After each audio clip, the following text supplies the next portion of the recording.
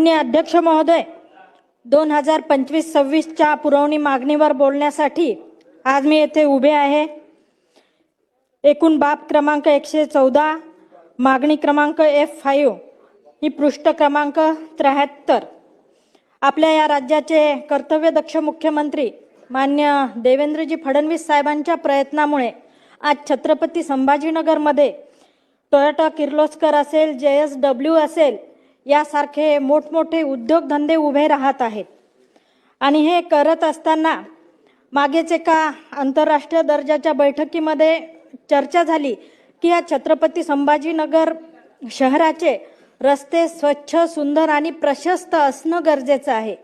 त्यामुळेच अध्यक्ष महोदय मागील 4 महिन्यापूर्वी त्या रस्त्यावरील छत्रपती संभाजीनगर शहराच्या रस्त्यावरील अतिक्रमण हटवण्यात आलेली आहे आणि अतिक्रमण हटवून रस्ते मोकळे करण्यात आलेले आहे। पण आज तिथे मोकळ्या केलेल्या रस्त्यांवर जर आपण सर्व्हिस रोड तयार नाही केले तर तिथे परत अतिक्रमण होण्याची दाट शक्यता आहे।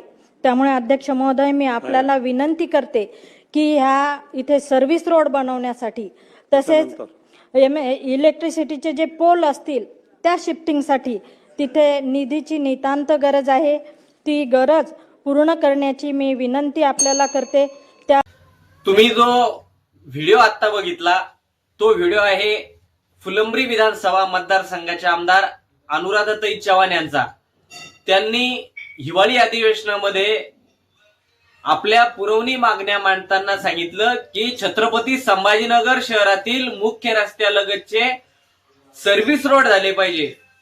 आदरणीय ताई, तुम्ही ग्रामीण मतदारसंघाला विसरलेले आहात का? आणि तुम्ही ग्रामीण मतदारसंघाला म्हणजे ग्रामीण मतदारसंघाचा विसर तुम्हाला पडलेला आहे का? तुम्ही फक्त शहरापुरतं मर्यादित तुम्हाला राजकारण करायचं आहे का? आज ग्रामीण रस्ते, सुलतानवाडीचा रस्ता असेल, वाघोळा पोपळ्याचा रस्ता असेल, मतदारसंघातील असे अनेक रस्ते फुटलेले आहेत। ते रस्त्यांचा विषय तुम्ही विधानसभेमध्ये न मांडता फक्त शहराच्या समस्यांचे आणि त्या रस्त्यांचे प्रश्न तुम्ही मांडले, तर माझा ग्रामीण भागातील एक तरुण म्हणून तुम्हाला प्रश्न आहे की तुम्ही फक्त शहरापुरत्या आमदार आहात का?